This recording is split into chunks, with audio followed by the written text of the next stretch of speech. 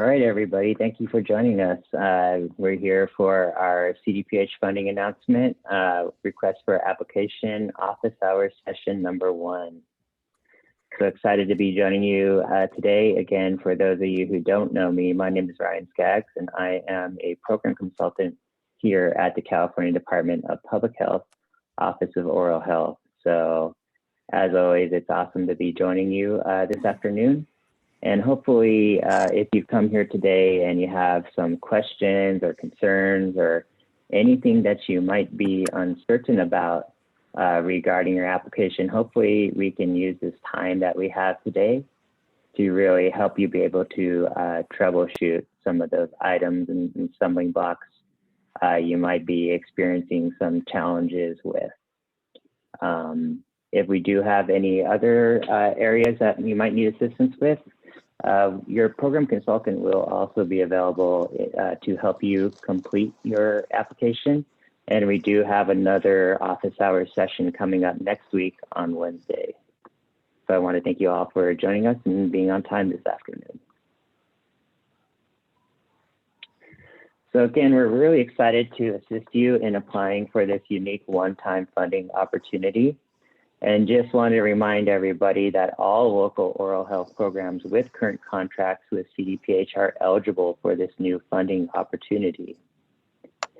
Again, this grant is non-competitive, so all of our local health jurisdictions with complete applications will be considered for a final funding award. So just want to make it clear that no one is competing against each other. And really the way that we decided the funding was based on a funding tier structure, which we'll get to in a little bit. My apologies there. So again, software and hardware purchases are eligible for use of this grant funding. And the idea is to support community clinical linkage systems in school-based and school-linked programs. And please note that this meeting is intended for those of you who might be having issues in completing your application or need assistance in completing your grant application. If you are doing just fine with completing your application or don't require any special assistance, you don't have to be here today, but we really want to use this time that we have together here today to really help figure out what are some areas that more people might be struggling with and how we can help you address those issues and turn in a completed application.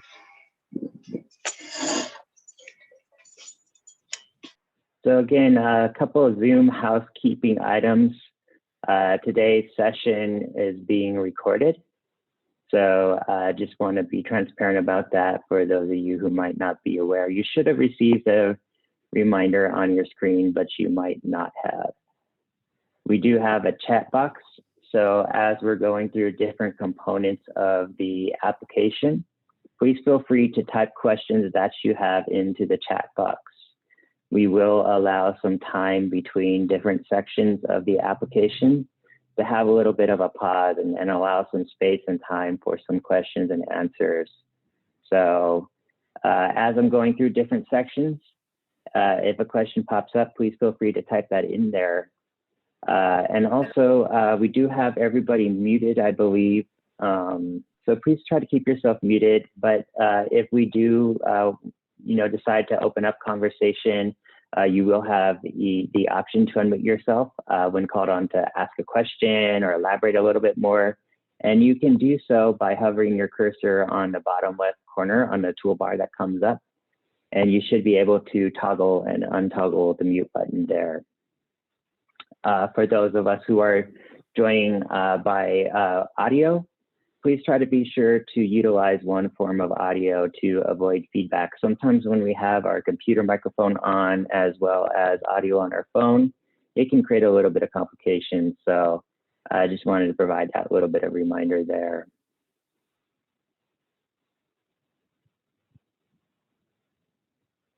So today's agenda will start out with a check-in poll. Then we'll go over an overview of the application checklist contents. And then we'll talk about key timelines, important dates, and reminders. We also have a little bit of a section for some frequently asked questions, and we'll close out with another poll to try to figure out where folks might still be having some issues. So for those of you who have your cell phones ready and next to your smartphone, here's something fun we can try. So if you have your smartphone, go ahead and please try to pull it up and visit in your browser www.menti.com and type in the code 7889215. And give me just 1 second, I'll have our browser pulled up where you'll be able to see real-time results of some of the voting that's going on. So again, the website is www.menti.com, and the code is 7889215. You see some voting going on there already.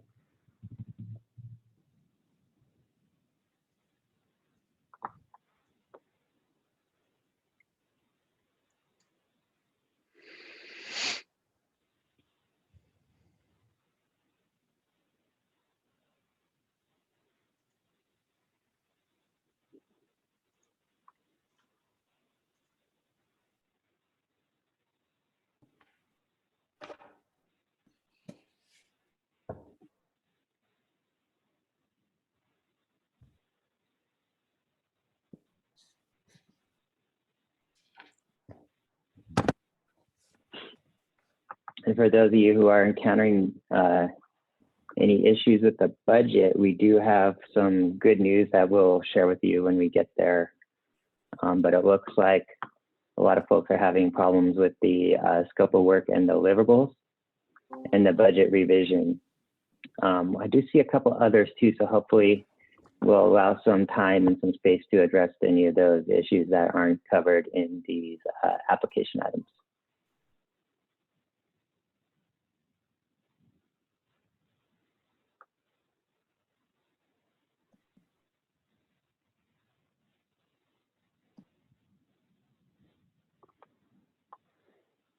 Looks like that might be about it.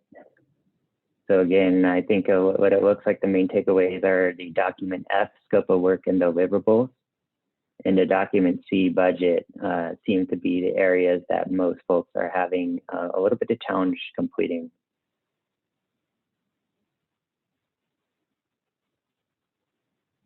So again, quick overview of our document A checklist. This checklist is the 5 items that are required in a complete application. Again, this will be due on with your application on Wednesday, April 21st, 2021. Again, the contents for an application are the document A application checklist, a document B grantee information form, a document F scope of work and deliverables, the budget, and a CDPH 9083 governmental payee form. So again, as far as completing this item, you would complete these fields on the top with your information and then check each of the items in your application. And again, we have the contact information to submit your complete application to. Also, if you are having a hard time locating any of these documents, you can access them on our landing on the COTAC website. And also, please feel free to reach out to your program consultant and CC the dental director inbox if you do have any questions about that. This document B is our grantee information form, and the purpose of this form is really to make sure that we have all the proper information that we need and that we have the most current information for your local oral health program. And when it comes to this item, as well as another form that we have, our CDPH 9083, please let us know if you do encounter any barriers with signatory authority. So if you do not have the authority to sign, please let us know that, and we can try to be as flexible with you as possible. One area that people might have questions with is this area on the bottom for the total funding requested. And to find the funding that you want to request for your jurisdiction, you can refer to the local health jurisdiction tiers and funding floors. So again, whoops, this is the idea that we had created 4 funding tiers for local health jurisdictions that we work with. And again, these are just based on the size of each jurisdiction.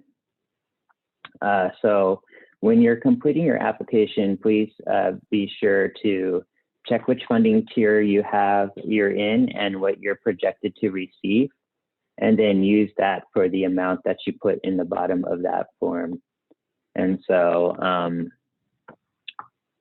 obviously, as we are aware of more jurisdictions who might potentially be declining this opportunity, that will allow for more funding to be dispersed. And that funding, we are planning to distribute it along these funding tiers as well.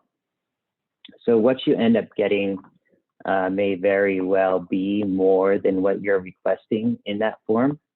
But we're asking that in completing that initial form, that you use these funding tiers to guide the amount that you request for your jurisdiction.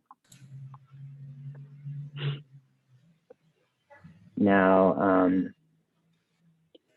think that's pretty straightforward. Did we get any questions in the chat for this item? Not right now, Ryan. No questions right now. Okay. Well, again, folks, as we're going through, please don't hesitate to ask questions in the chat, and we'll try to address those as soon as possible. Now, this scope of work and deliverables document F, in the poll we just had, it seemed that a lot of folks might have been experiencing challenges here. You see a copy of what it looks like on the right over there. And again, the purpose of this form is to track and implement strategies recommended in the California Oral Health Plan. And then based on which funding component you're applying for, you'll have the opportunity to use the checkboxes on the right to select the deliverables for the funding components that you'll be applying for. So again, here, 6.4 deliverables are for care coordination and software and hardware to support community clinical linkage systems in school-based programs and school link programs. And 6.5 deliverables are for allowable equipment for school-based and school-linked sealant programs. Excuse me, it sounds like someone might not be muted. Okay, looks good. And Keiko, did we receive any questions in the chat? Yes, there is one question from Susie. She's asking, what would the application process look like if counties apply as a consortium? Yeah, Susie, thanks for asking that question. So first off, I want to mention that jurisdictions are encouraged to apply with other counties as a consortium, and that in order to apply as a consortium, you would need to discuss some of the specifics and planning with another jurisdiction and appoint a lead jurisdiction to be receiving the funding. Susie, does that help at all? Or do we need more elaboration on anything? If it's okay, can I unmute myself? Yeah. Thank you. Yeah, I just was wondering, so if we are applying with the lead county applying, so is it just that application with the revision, you know, like the budget revision? I'm just kind of wondering what that would look like that we have to submit for that. Is that all the counties going to do a budget revision, or just that lead county going to do the budget revision? Mm-hmm. And Kimberly, I was wondering if maybe you could jump in here and talk a little bit more about some of the budget items we were discussing yesterday. Right, yeah.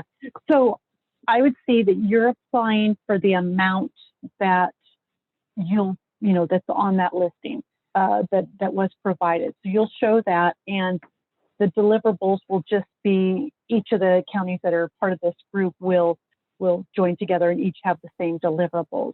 Now for the budget, instead of revising your current budget and adding it into the budget you already have, what we'd like to see, after discussing this a little more, we'd like to see is just a separate budget, a budget strictly for these funds, which would, primarily be under the line items of either equipment or other, depending on what it is.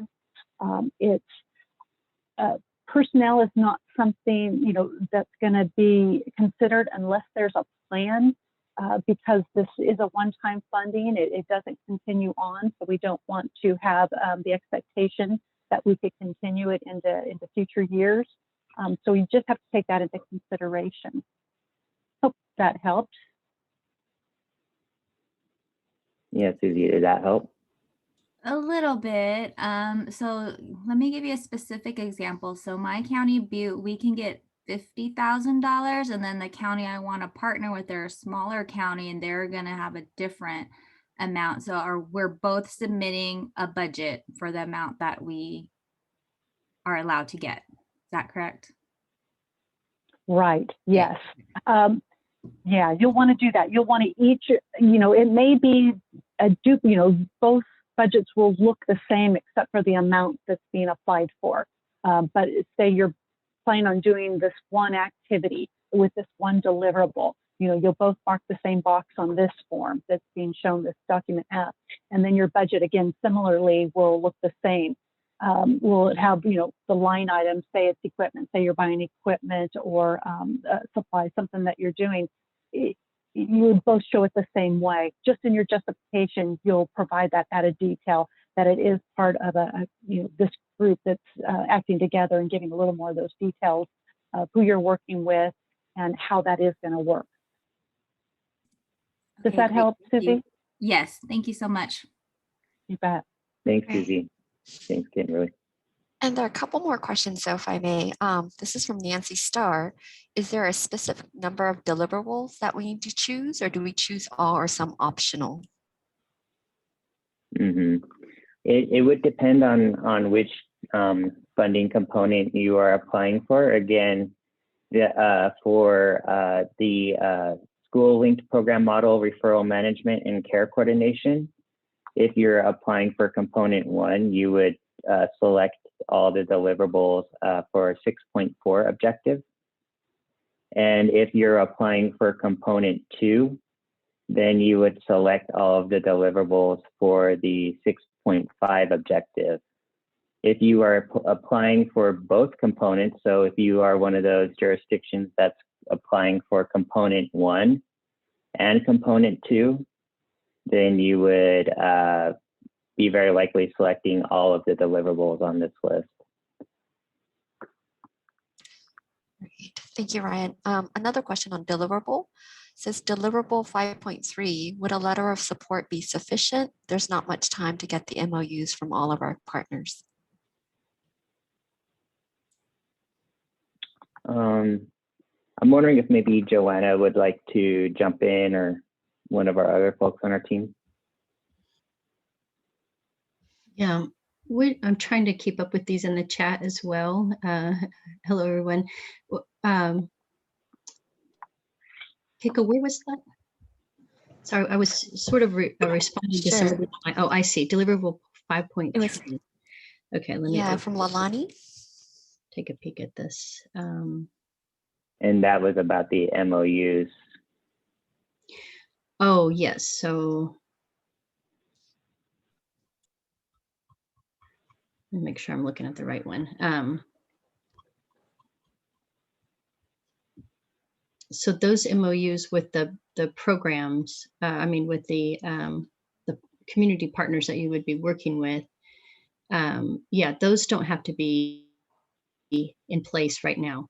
So those would be later when you're developing your school-based programs or school linked, and who you might be working with, who you might be giving the equipment to, those types of things. So that you'll have time this fall to write those MOUs and have those in place. And we were going to work with our team here at UCSF to provide a webinar on MOUs and how to set them up and why they're important. And that's going to take place around June. So yeah, you'll have plenty of time. We'll, once we get the applications in, we're going to start working on the amendment process, but we're also going to hold a few webinars and continue this learning process so that we're really geared up and ready for planning starting in the fall. Does that answer your question? So those MOUs don't have to be done right now. Yes. Yes, Joanna. All right. Thank you. Great. The next question, this is from Danica, saying, just for clarification, with the scope of work deliverables page, we do not need to change, alter the text, and can submit this form as is with the selected deliverables checked, or do we need to add additional text or change to this document? Yeah, this one we can just select those deliverables by checking the box and you'll be good to go for the components that you're applying for. Great. Next one is from Leslie Smith. Says, can you describe your expectation for the community clinical linkages system in school-based schooling programs? Is this just a system for providers to receive referrals?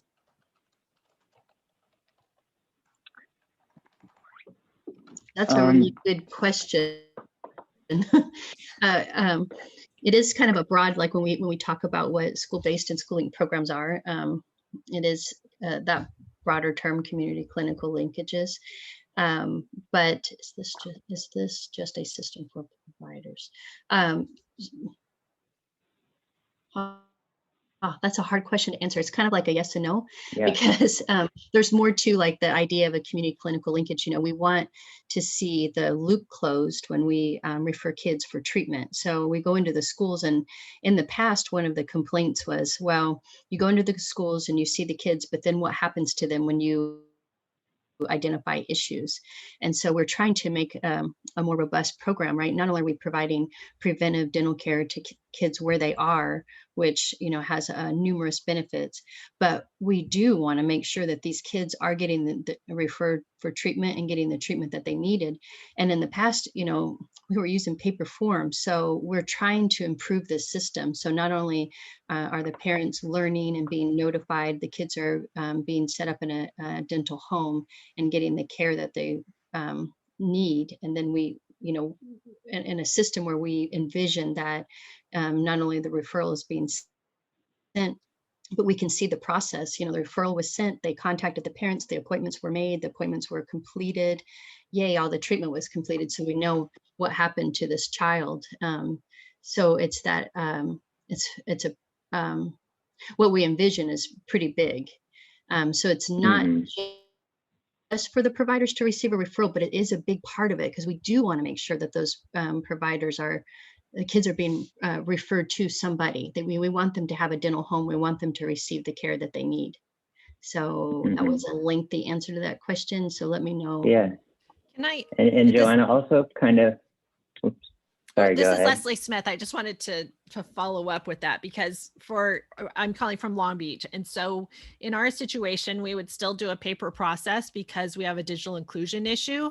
And we also have a language barrier issue. A lot of our population speaks Spanish, Khmer, and other languages. So to have software, most of our most vulnerable populations who we are trying to turn the tide in oral health with will not be logging on to see, oh, the teacher recommended this, and it may not be in there. So the thought of bringing in software would at least be $50,000. So to effectively use software that way, because we would have to have it in multiple languages. Do you see what I'm saying? So that's why we're trying to understand, well, is this just a way to go from the hygienist who's taking the assessment at the schools and sending something to a dentist that we've already identified would be, you know, become their dental home. And then it's those two parties communicating, or, you know, that's what we're trying to understand that as clearly as possible. Mm-hmm. And, you know, I may have Ryan take a stab at this because sometimes he can explain things better than I can. But yes, your question, because, you know, we want the whoever it might be in the community, let's say the registered dental hygienist, to yes, send that referral to the provider. And then we want the provider to then contact the parent to set up the appointment, but the parent won't be involved necessarily in the software. Okay, thank you. That's helpful. And one of the things also I want to add is that obviously this is a huge change over the status quo and the way things have been going. And we totally understand that. And so as far as expectations are concerned, we're definitely not expecting perfection. We just want to begin to make progress on building community clinical linkages with the understanding that it's going to take a lot more time and a lot more work to really fully build this system out, especially more than the, you know, a little bit less than 1 year that this funding will be in place. So the idea is we want to use this as a starting point, and that this funding opportunity is an opportunity to really get these things going. And we intend to really build on this progress in the next 5-year grant cycle that will be unrolling. And so as far as expectations are concerned, you know, some counties and some jurisdictions may be able to implement a really robust system and have, you know, onboard a lot of different providers and, you know, do a lot of different referrals. And for other jurisdictions, that might be something as simple as even building out a pilot where they're identifying a software system and implementing it on more of a small scale with the intention of informing their efforts in the future to scale it and roll it out on a bigger scale. And so I think what you'll find, because this is such a big sea change, and because this is a new way of doing things, that there will be a lot of flexibility on our part. But again, the idea is that we want to use this funding opportunity as a starting point, and we want to make sure that that this effort helps for some of the process in doing the planning and building the partnerships and building the sustainability plans that would be necessary if you should make the decision to scale it and implement it on a larger scale.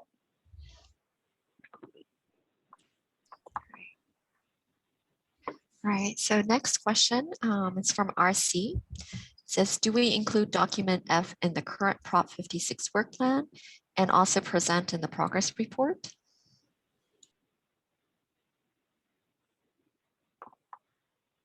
This document F, I think a good way to think about this is a good cheat sheet to hold on to too.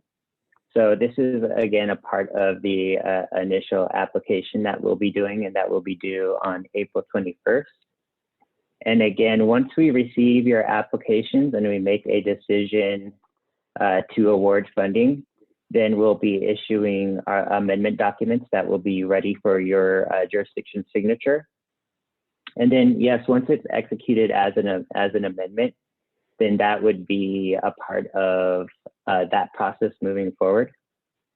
But again, I just want to remind folks that we're almost at the very end of this first 5-year grant cycle.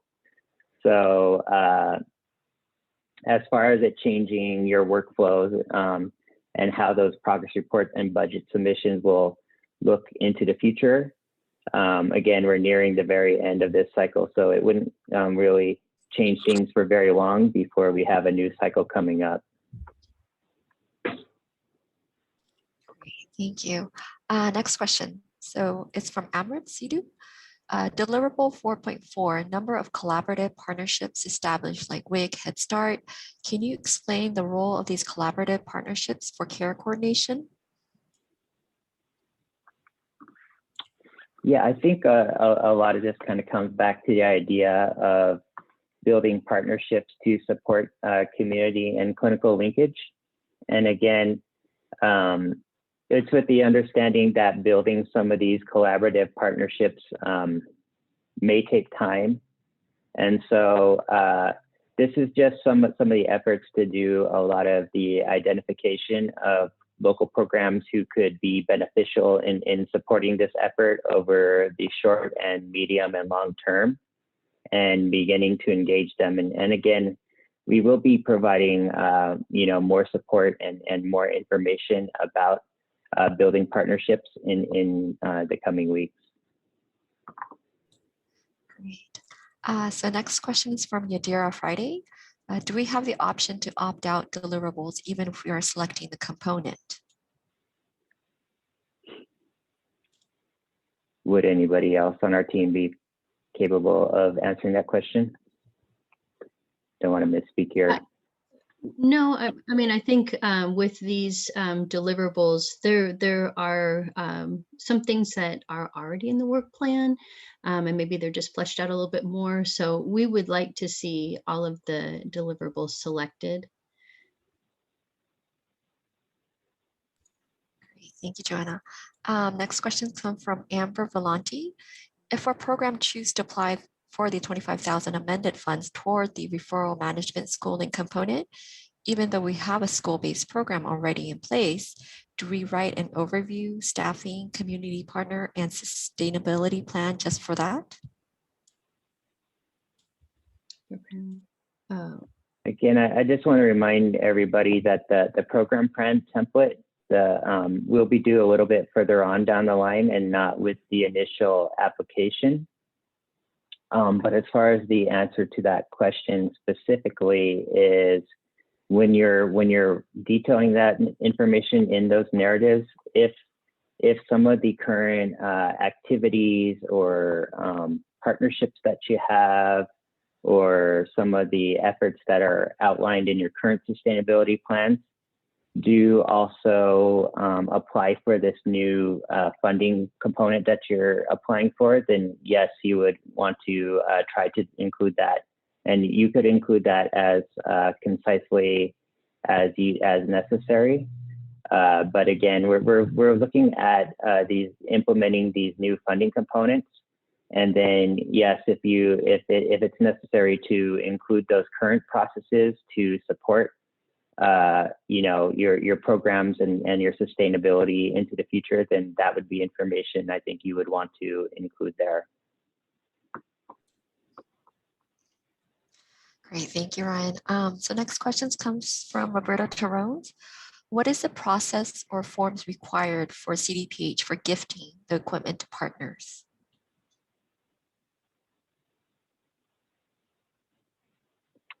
I don't want to misspeak here either. I do believe we have some information about that in our frequently asked questions. Would anybody else like to jump in and take this one? Yeah, we do have a form that is on the COTAC website, and I'll look real quick and add it to the chat so everybody will have access to it. And other than that form, Kimberly, would you have anything to add about gifting the equipment? Right, yeah. For the MOU, right? Well, I know for the budget portion, you would add that if it is equipment over 5,000, you would add it to that line of the budget that you're going to be submitting. And then you'll also put in the justification, some of that information, the more details about it. I do want to remind everybody, or maybe not just remind, but let you know, we're fortunate to be able to use the grant process. And the work plan and the budget are not the detailed budget and the detailed work plan are not part of the grant amendment. So, those we can still work on as we're moving through. As soon as we're able to determine the amount that we're going to be able to allocate to each county, once we're sure, after all the applications have been received, at that point we can move forward with those amendments to the current grant. And again, we hope to have those up and going by September. But in that meantime, again, through the summer and fall, we'll be working on more of the details. So just know that we it's kind of almost two processes in one, but the amendment itself will not require those details to be included to be executed. I hope that kind of answers it. But let me know. This is Rosanna.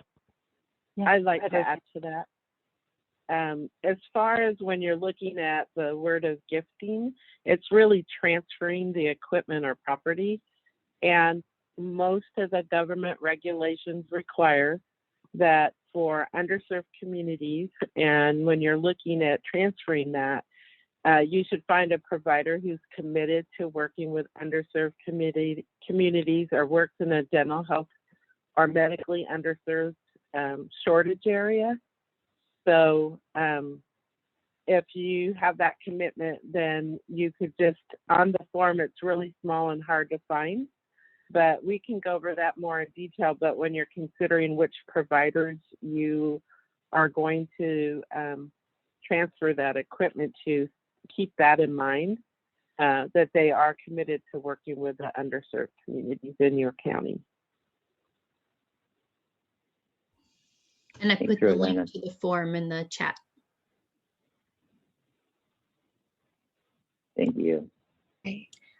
So there's a lot of questions. Another one came from Nicole Evans. Will this opportunity be available again for sites that do not apply this time? This is a one-time funding opportunity. So again, we're offering this as a kind of opportunity for jurisdictions to get started on some of this work that we're planning on continuing into the next 5-year grant cycle. So the short answer to that question is no. This is a one-time opportunity. So next questions come from Primavera Hernandez. Is a local oral health program or the dental clinic partner responsible for annual license fees for software purchased by the supplemental grant, if any? Could you repeat that question? Sure. So is the local oral health program or the dental clinic partner responsible for annual licensing fees for software purchased by the supplemental grant? So I think the answer to that question is that for those of you who are planning on procuring software licenses for the funding component 1, then that would be something that you would build into your budget moving forward. And so some of the systems we've seen would allow different providers to be able to create a one-time referral, like by generate a link essentially that they wouldn't necessarily have to procure and pay for a software license.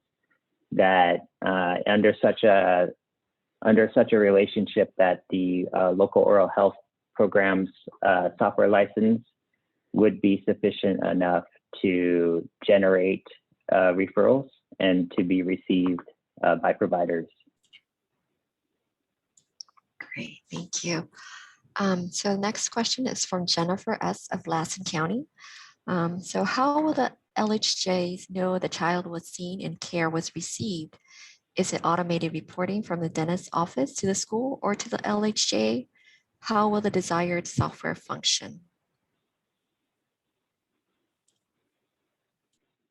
The question is how would the local health jurisdiction know that a referral has been successful?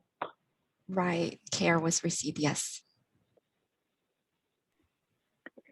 It would obviously, I think, be a little bit different depending on which software system would be procured. But a lot of them will generate data that a referral was successful.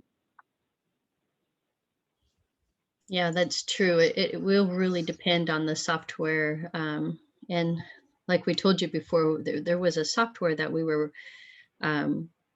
had our eyes on, and kind of what started a lot of this. It was very well thought out, and as part of the system, you could go in and check up on a child. So if you put in their information, you could actually see where they were in the process. So let's say you were the one to put in a referral to a dentist's office. The system that we got to have a demonstration for, it actually showed that the system, the provider received the referral. I don't know why I'm having feedback. Yeah, And I think most of the systems I've seen, you can track it throughout the process, right, Joanna? right. So, in that sense, that's, what we were envisioning, if it'll be what everybody is capable of procuring, we'll have to see. But hopefully into the future, that's what we'll want. You will be able to do the reporting.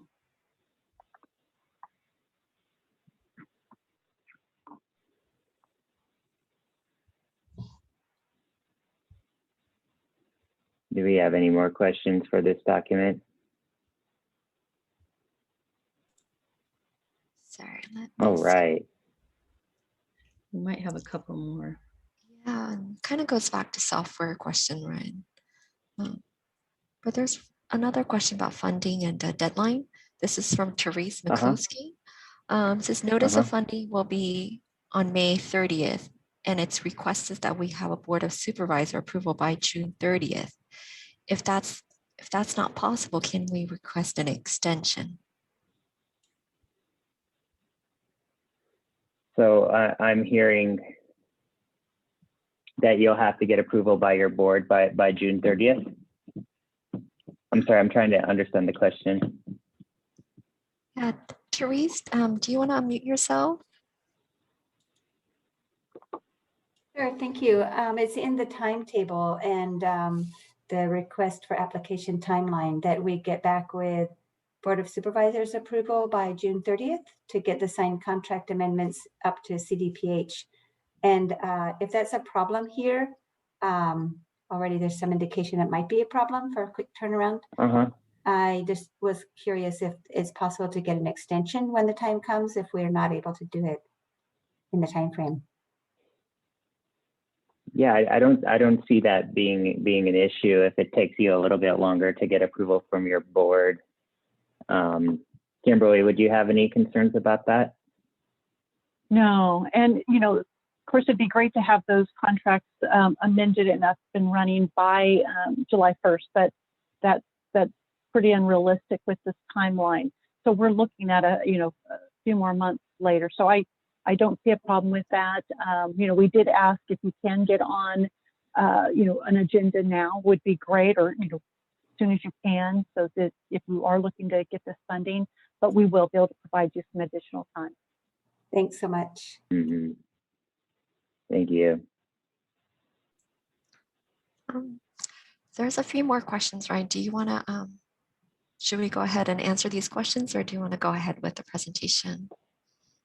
We should probably get a little bit further along, and then maybe, because we did have, I saw some folks having issues with the budget. So let's try to get through those two, and then maybe if we have some time at the end, we can take those, or we can address them individually a little later. Yeah, okay, thank you. And again, the next item that would be needed for a complete application is a CDPH 9083 governmental payee form. And it looks like just like the screenshot here on the right. And again, the purpose of this form is just to provide us with the most current information so we can really issue that contract amendment. If you did not receive access to this form, we can go ahead and resend that to you. Just please let us know. And if you don't have signing authority, that we can provide you with some flexibility about turning it in without a signature and potentially turning in a final completed version with the signature with the final contract amendment. So again, if you do have problem with having the signing authority necessary to complete this form, please let us know. So we can try to work with you and make sure that we're able to help get your needs taken care of. And I'm sure all of you have, since you have current contracts with us, you probably would have something similar to this on file. But again, we're trying to just make sure that we have the most current information and that this will help us to generate the amendment documents, which will be the mechanism used to add this additional funding.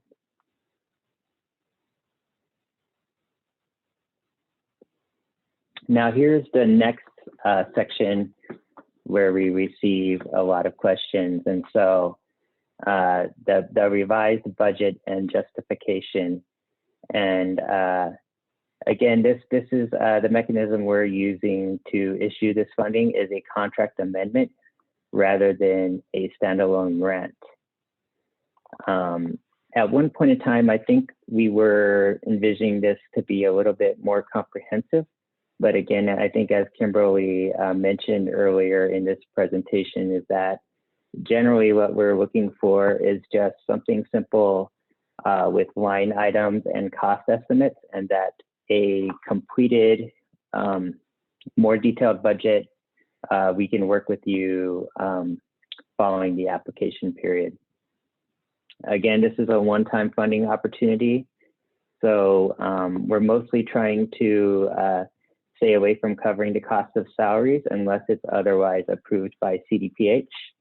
And that would be something you would discuss with us if you imagine doing that. But for the vast majority of the applications we're receiving, we're expecting it to either fall under the equipment or other costs. Kimberly, is there anything I'm missing that you would like to add? No, I think you were clear. We just want to make sure that justification is clear. You know, you don't have to have that detail on this front page. You really just give it, you know, the name of it, and then just make sure to include more justification on the second tab so that we know what you plan to do with the funding in more detail. But otherwise, it's good. And I hope that really helps folks out a lot. I know it can be pretty hard to do a lot of this planning work. And so with that being said, do we have any questions in the chat? Yes, we do. So kind of going back to the software question, this is from Andrea. Does the Office of Oral Health have a list of referral software? 'Cause without this, it's hard to build a budget and work plan.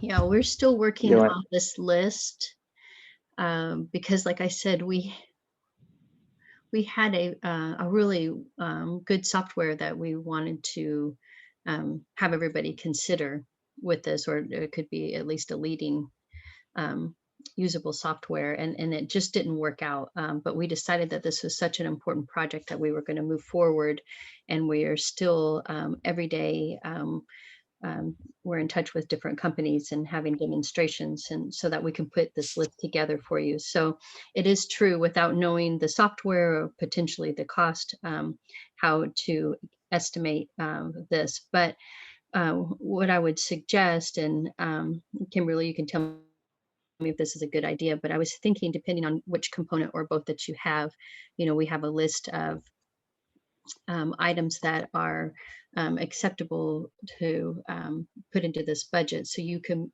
let's say it's the equipment software, you know, I mean, the equipment, you would kind of guesstimate the cost of the amount of equipment that you would need to create this estimate. So I was thinking with the other component, with the software, you know, you might need some hardware, you might need a couple other things to go along with it. And if you could price that out, then what is left you can use as like a holding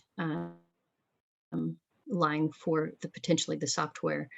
Because again, we've looked at everything where one was like $200 a month for 2 licenses, and others were, you know, quite substantially more than that. So would that be a fair way to start that estimation, Kimberly? Yeah, I don't have anything to add to that. I think that was my understanding. And then we are working on that list, just so you know, and we'll have a better idea of cost and their performance. And luckily, we don't have to actually purchase this until later in the fall. So yeah, we're just asking for estimates first. Great, thank you. So next question is from Yadira Friday. She's asking, could we refuse the awarded amount at the time of amendments are sent? Just worst case scenario if partnerships fall through now until September.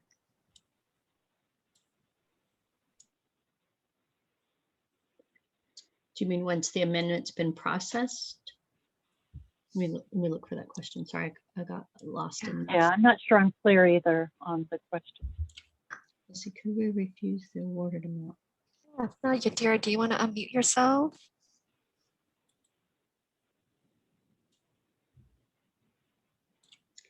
So what would be the worst case scenario if, you know, they have a plan in place with a partner that, you know, maybe didn't work through?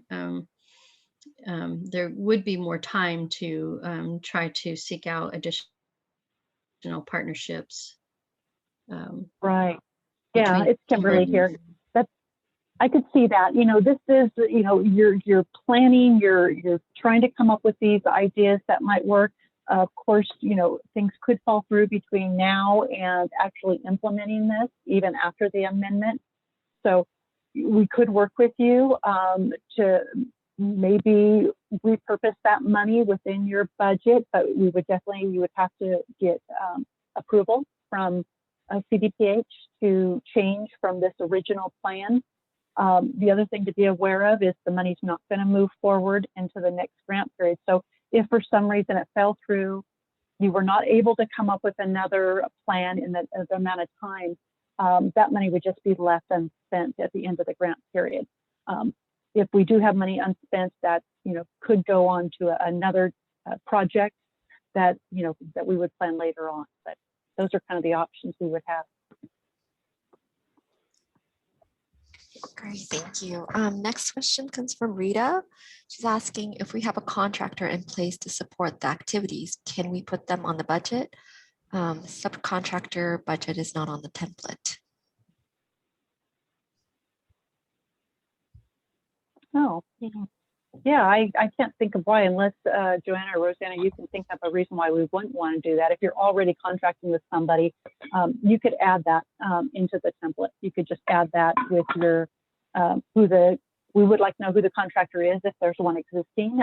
If you're still unsure, you know, we could use a to be determined, but you can't bill against it until you would, you know, let us know who that vendor would be.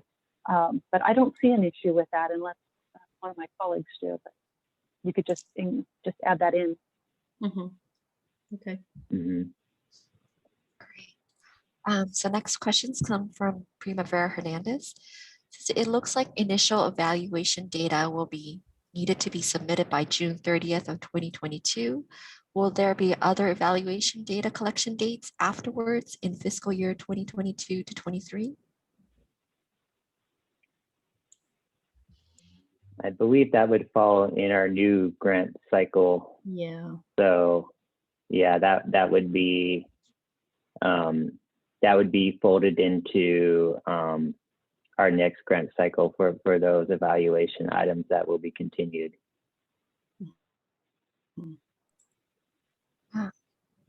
And this comes from Susie. Will there be a list of equipment allowable for the school-based dental sealant component? Mm-hmm. Yeah, there's a list in the RFA. I think it starts on page 17. Mm-hmm. And if I'm not mistaken, there's also some webinars that are going to be coming up too, right? Yes. Yes.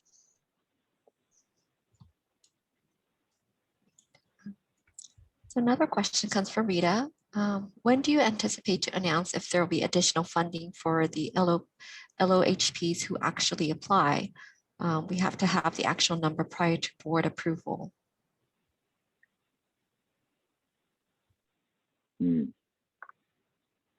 Kimberly, would you be able to take this one? Well, Ryan, remind me what the due date is for the application. The application is due on April 21st. So, you know, we will need a little time to assess it. But if that is a hard deadline for us, then it wouldn't be long after that we'd be able to assess how many have actually applied. I would think within a couple weeks after that, we would be able to have that information out. I would hope by May 1st, unless somebody thinks otherwise. I would think we'd be able to have it out by then. You know, it'd be well before you had to, before, you know, the amendment went through, because of course we'd need those figures for the amendment. But I would hope that we could have those by May 1st or very early in May. Great.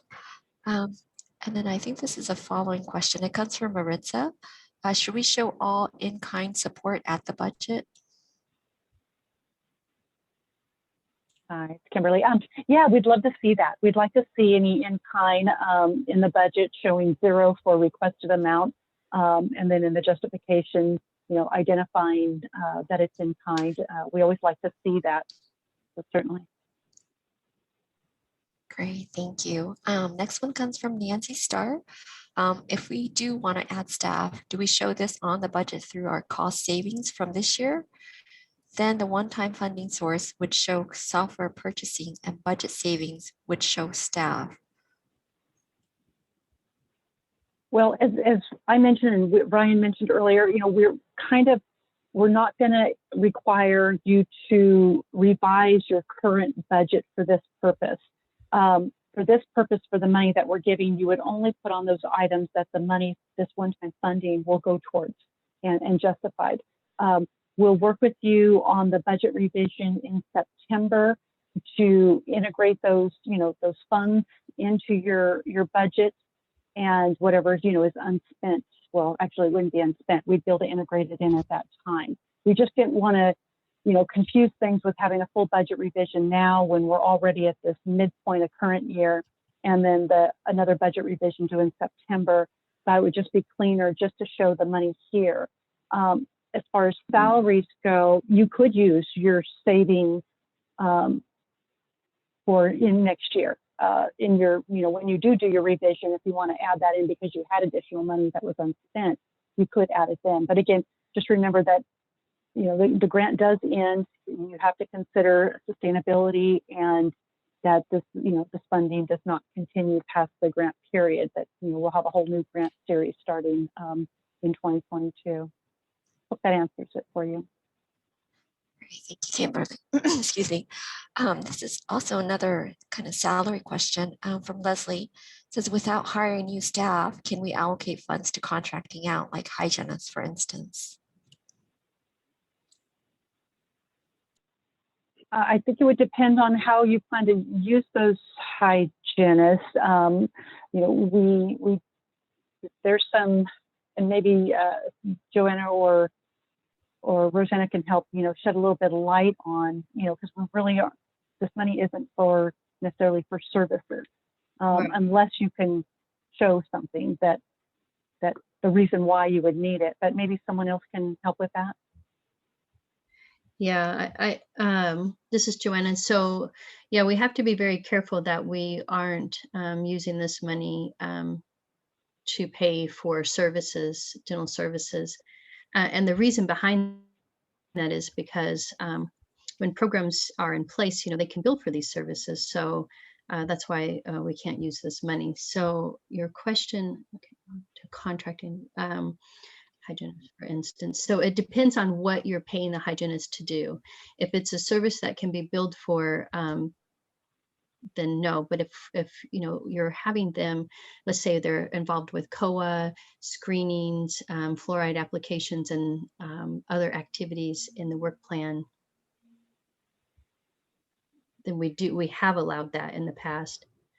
But just going forward, when we're trying to establish these school-based programs, you know, we want to provide them some support so they can start a school-based program. That's why we're offering the equipment, kind of gives them a little boost to get these programs started. But once they're in place, that's why we're asking for the sustainability plan. You know, we want to make sure that they are billing so that the program will continue and be sustainable.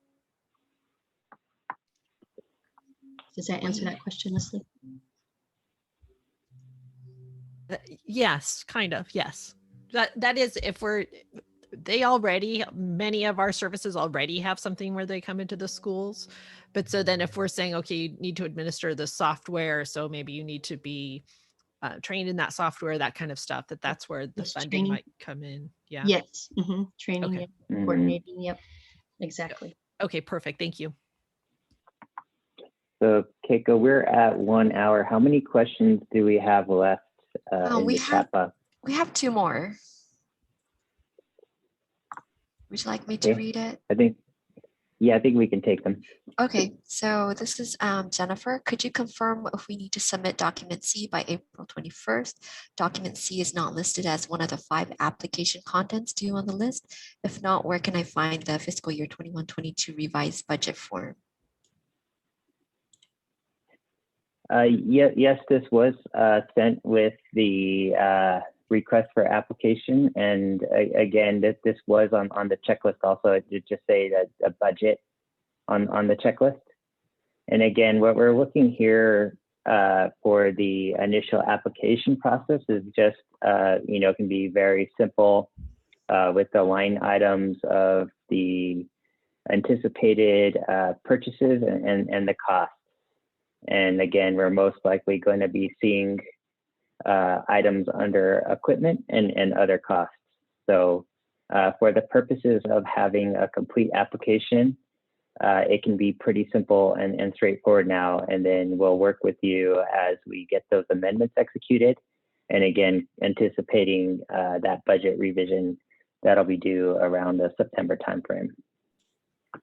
Thank you, Ryan. So last question, does the software purchased by the grant have to be used by the schools and the host school-based care?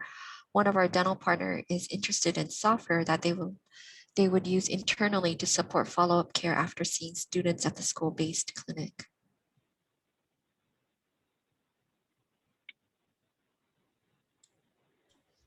Joanna, do you have? Good question. Yeah, does the software purchased by the grant have to? I mean, the first part of the question, does it have to be used by the schools that host the school-based care? No, they don't, but they may be interested in it just because they're ensuring that the kids are being referred to a dental home. One of our partners is interested in the software that they would use quarterly. So with this question, Prima, are you asking if they could or do they have to? Because they could use it as well. You could set that up so that they're also ensuring that the follow-up care is being utilized, or you could share reports with them. Let's say that they have that they're wanting to report, yes, we have this, we have these services for children, and we want to show that they have received follow-up care. If you could share reports with them. Yeah, my understanding is that that's already a software that they use, but they might want to expand it. And it's just something that they use internally to track their kids that they see at the school-based healthcare, at the school-based oral health clinics, to then make sure that they're getting follow-up care at the clinics. But it's not something that is integrated now or would be integrated with the schools.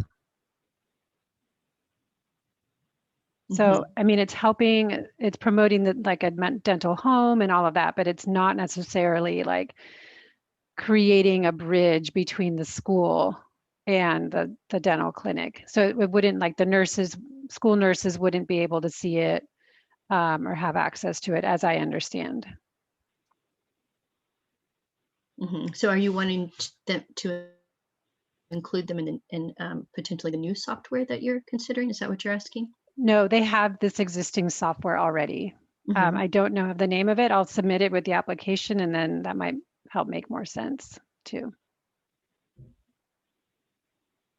But I just, before I sent it in, does it have to include the school as a active participant in the software, or as long as it's promoting the dental home for the school-based care, would that be worth I see. So evaluating? You're considering that software? Is that what you're thinking? Yeah. We're hoping that the software that you use, it's just that it has that it can manage all of the referrals, so that you would have access to it too, so that you could report to us, for instance, Mm. that potentially the dentist can have access to, because, you know, let's say you refer to them, you know, they could open the software and say, oh, Johnny had these services completed and this is what they're referring him for. Sometimes, you know, they allow pictures, so you could use like an intraoral camera so the dentist can see how severe the situation is. So that is a good question, but you're right. If you could share the name, we could kind of look into it and let you know if that is, if it would work. No Okay. problem. No problem. All right, thanks. Okay, well, thanks everybody. We went a little bit over, but I hope that today's session was helpful to everybody. Again, following the application period, contract amendments will be made in the summer of 2021 with an implementation period of September 2021 through June 30th, 2022, which is when our next 5-year cycle for our next grant comes into play. Again, we have an office hours sessions coming up on April 14th is our next one. So please join us if you're still encountering any issues with an application deadline of April 21st. We have an item on COTAC website that we can also forward you if you have any questions, called the Rfa Expanded Timeline. That'll have a little bit more in-depth, detailed look about some of the different items that will be due and other milestones if you decide to apply for one or both of these components. So again, some key reminders, just please let us know if you plan on declining funds. Again, the grant is non-competitive, so we'll definitely be considering all complete applications for final funding awards. So please contact your program consultant and CC the dental director inbox if you would like to schedule an appointment for technical assistance or any other questions that you might have. And just to close it out, I think we covered all these. Just to close it out, let's revisit menti.com on your cell phone. And I want to see if folks have any remaining questions and see if we were able to hopefully provide a little bit of clarity. So again, this next question at menti.com, code 7889215 is, which element of the application do you still have questions about? You see a budget right there.